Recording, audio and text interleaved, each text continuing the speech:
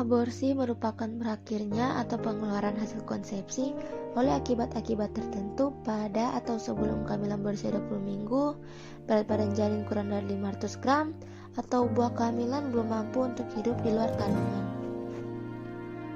Ya, pendarahan dari ringan ke berat, kemudian terjadinya kram parah pada perut, sakit perut, terjadinya kelemahan, kemudian munculnya sakit punggung yang memburuk bahkan sampai parah, kemudian terjadinya penurunan berat badan, keluarnya lendir berwarna putih sampai merah muda. Faktor risiko pada trimester pertama, yang pertama adalah gangguan pada plasenta bayi, yang dimana kondisi ini merupakan pemicu keguguran yang umum terjadi pada trimester pertama. Plasenta merupakan organ yang menghubungkan darah ibu ke bayi.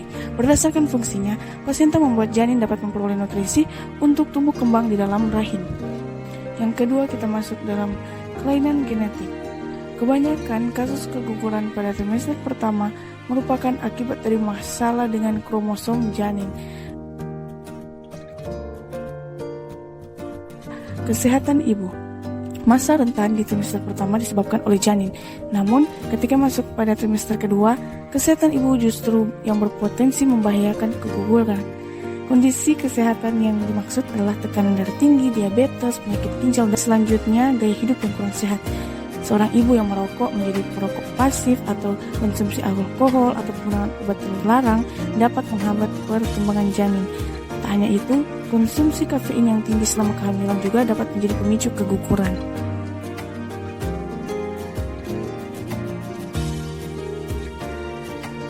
Yang pertama yaitu transient abortion atau aborsi terancam, ditandai dengan adanya gejala kram pada perut dan panggul, perdarahan vagina tapi dengan cervix tertutup.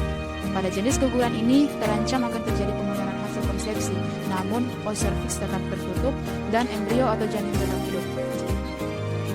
Kedua yaitu inevitable abortion atau aborsi yang tak terhindari, dapat didiagnosa dengan adanya kram perut atau panggul, perdarahan vagina dengan cervix sudah terbuka.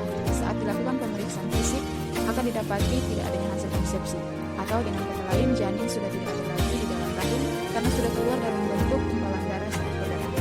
Ketiga yaitu incomplete abortion atau aborsi tidak lengkap, ditandai dengan gejala kram pada perut, perdarahan dengan cervix terbuka, dan keluarnya sebagian hasil konsepsi atau janin. Dan pada jenis keguguran ini biasanya akan dilakukan kuretase untuk mengambil sisa jaringan yang tertinggal dalam rahim untuk mencegah terjadinya perdarahan terus-menerus. Yang keempat, complete abortion atau abortus komplit. Didiagnosis dalam kasus kram dan perdarahan teratasi, baik cervix terbuka atau tertutup, dan tidak ada lagi konsepsi atau dengan kata lain semua jaringan janin sudah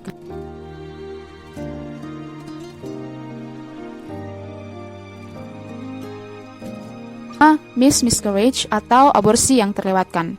Pada jenis keguguran ini terjadi kematian embrio atau janin tanpa timbul adanya gejala atau terlewatkan, tanpa kontraksi rahim yang cukup untuk mendorong keluar hasil konsepsi.